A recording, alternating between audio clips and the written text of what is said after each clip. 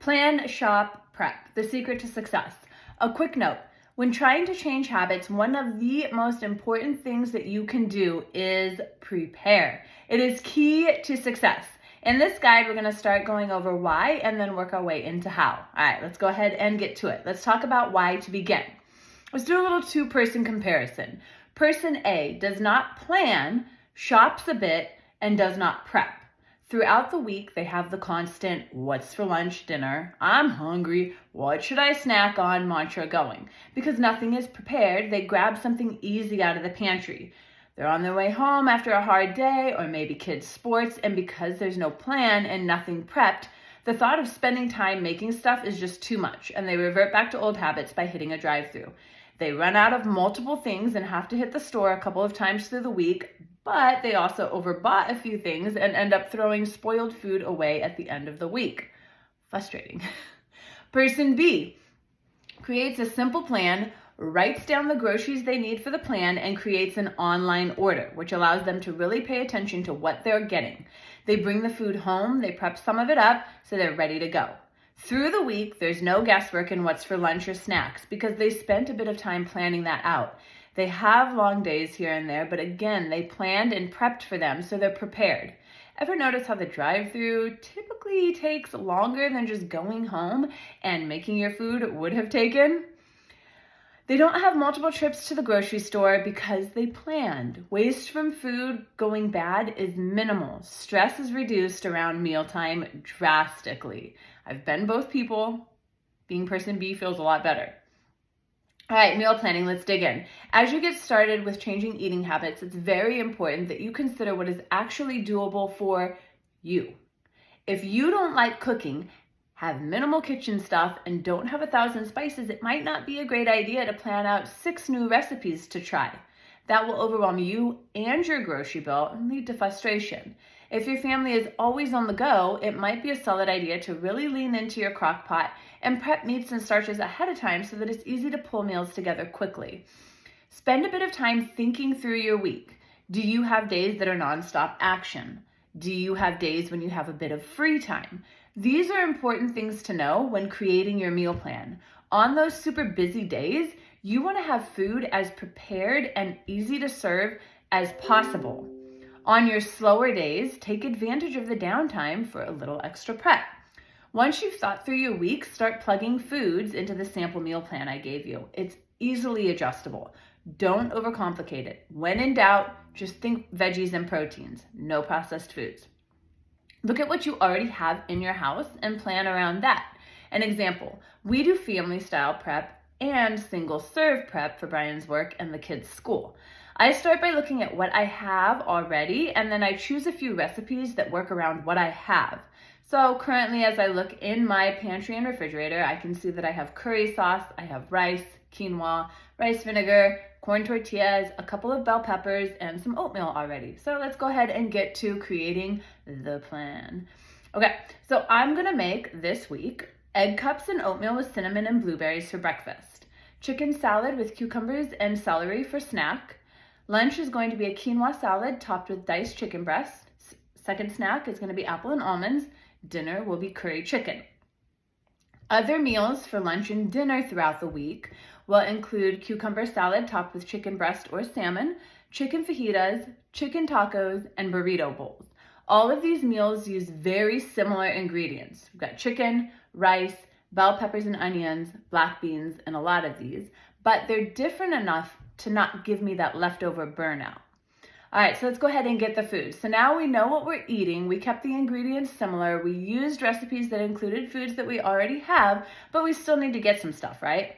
I highly recommend getting your grocery shopping done online. This allows you to be intentional with your purchases and look at what you already have in your house while shopping. It allows you to take your time and not feel rushed. It allows you to price compare. It keeps you from buying things that you don't need. It saves you the time it would take you to go into the store and find all the stuff. And most stores typically save records of each of your orders. At my store, I just go into last week's order and reorder a lot of it. Easy freaking peasy, baby. All right, so open up the internet and go shopping. This will become very streamlined the more you do it, but for now, look at each recipe that you're using and check to see what ingredients you need. Sometimes, depending on sales, I might change things up a bit as I shop.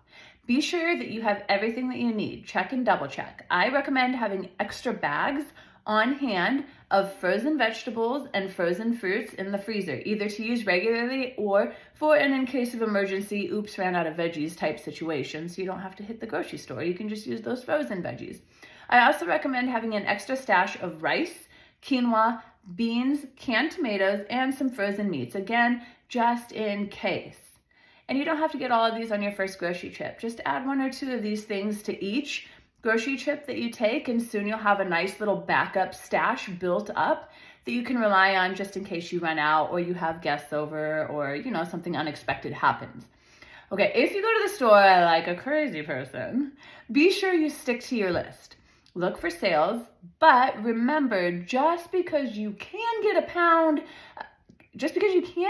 cake for free with your strawberries purchase doesn't mean that you should, right? Be smart here. Stick mostly to the perimeter of the store, shopping the fruits, veggies, meats, eggs, and dairy. Inner aisles are going to be for things like beans, nuts, rice. Stay focused. Do not grocery shop when hungry. I have found the best time for me is after a workout and a post-workout snack, so I'm not starving after that workout. All right, what are we prepping? So be sure you get your groceries with enough time to prep some food for the week before the week starts. I kind of prep as I go, but I do get some stuff done on Sundays, particularly the school food, Brian's food, and breakfast. So let's give you a little example into my life. Me on Monday morning when I didn't prep. Shit, I have to make eggs. Crap, the pan's dirty. Gosh darn it, where is the spatula? Digging through all the dirty dishes. Oh, what are they having for lunches? I didn't plan that either. Oh my gosh, and snacks. Shoot, where the heck are the Tupperware lids? Damn it, morning sock. Me on Monday mornings when I do prep. Heat up prepped eggs cups, put prepped lunches and snacks in lunch boxes, enjoy coffee. Such a big difference in how you start your day and how you interact with your kids before school. Prepping makes such a big difference. Okay, let's bring it back. It's Sunday, we're prepping. Crank some music, make yourself a beverage, and have some fun. Pull out your meal plan and let's get to it. All right, so here's what Sunday meal prep looks like for me. I've got my music bumping, I've got football on, I've got a drink that I'm enjoying. I'm gonna preheat my oven to 350 and get my egg cups going. My egg cups are literally, I crack eggs in those little silicone cup things. I crack 1 egg in each one, add some spices, and I cook them. Okay, so I preheat the oven for 350, get the egg cups going. I pull out the pressure cooker and I start a batch of quinoa. I start cutting up fruits and veggies for quinoa salad. While I'm doing this, Brian has started a batch of chicken breast on the grill, like a big batch, not like 3 chicken breasts. He's out there cooking 8-ish chicken breasts. While waiting for things to cook, I'm getting fruit mixes like strawberries and blueberries into containers for lunches. I'm getting carbs like rice cakes and plantain chips into containers for lunches. I'm getting fats like our nuts and our raisins into containers for lunches. I try to get as many of the lunches and snacks into containers already portioned out as I can as soon as possible. All right, the quinoa comes out, I let it cool, and then I mix up our quinoa salad and I portion it out into lunch containers and then leave the remainder in the big Tupperware for me to eat off of as I'm going through the week since I work from home. Let's see. After the egg cups cool, I put them all in a big container because we're just going to grab a couple of them every morning and heat them up for the kids before they go to school. When the chicken comes off the grill, it settles for 10 minutes and then we slice it up to make it easy to use through the week in multiple recipes. So we slice it up and put it in a big container that we pull from. Friggin' done. Clean the kitchen once instead of 1,000 times throughout the week. All right, so there's going to be a little bit more meal prep that's going to happen than that, right? So weekend meal prep is done, but for sure we'll run out of stuff through the week. So this is how I like to do my meal prep through the week to keep it simple.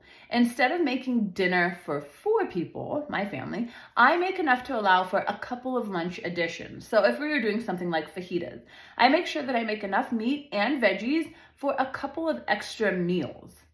Plus, I likely will make rice to go with it. So I make a batch that allows for 2 to 3 extra cups so I can put it in the fridge and easily be able to grab that easy carb for other meals throughout the week. This makes prepping so easy because I'm just making more while I'm making dinner instead of having a whole separate prep going on.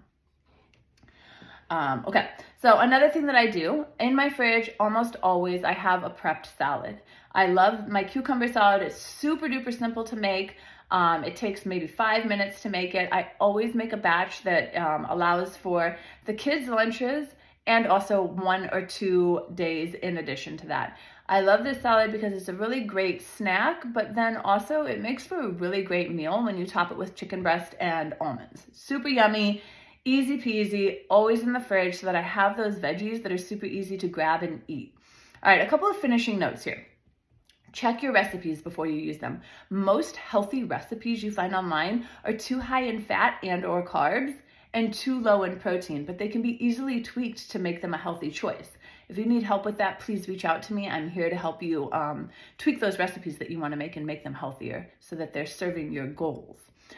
Check your serving sizes. A serving of carbs is 1/2 of a cup. A serving of an avocado is 1/4 of an avocado. Just because it's good for you doesn't mean you can eat as much of it as you want. Balancing your macros is really important to feeling good energy and also working towards those physique goals. Veggies, however, go to town. Eat as many veggies as you would like. Prepackaged foods, they should be kept to a minimum. If you're in a rush and need something quick, be sure to flip it over and check the macros. If you're looking for something that is a protein specifically, protein should heavily be the highest number on there.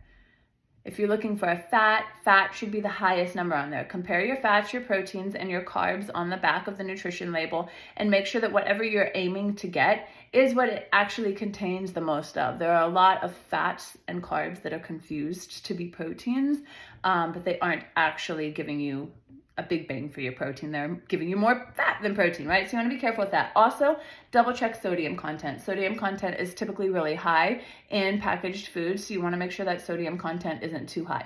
Don't forget water. You've got to drink water. Figure it out, okay? Get some veggies and infuse it. Try drinking it warm. Try different unsweetened sparkling waters. Try out herbal teas. Get an awesome water. Mess around with it. Try different methods, but figure it out. Water is essential to being healthy and living a long, happy life. Track your food. Y'all, I know it's a pain in the ass. You don't have to track your food forever. But it is really hard to know what needs tweaking in order for you to get the best results if you don't know what you're doing. It's really hard to know how to tweak your diet so that you're feeling really good and also getting the physique results that you want if you have no idea what you're eating, right? It makes it so much easier to make those adjustments and to put you in the power seat, the driver's seat, and know exactly what you're doing and what your body needs when you just track it for a while. Again, you don't have to track it forever, but definitely track your food for a few months as you're getting started on this journey until you really start feeling comfortable in your food choices and you're really seeing your macros balancing out in the correct caloric intake and you're feeling really good and seeing the results that you're looking for. Okay, so that's that with our Plan Shop Prep guide. Hopefully it helps you out as you go through getting ready to start making these changes and, simplify making these changes. All right, reach out if you have any questions.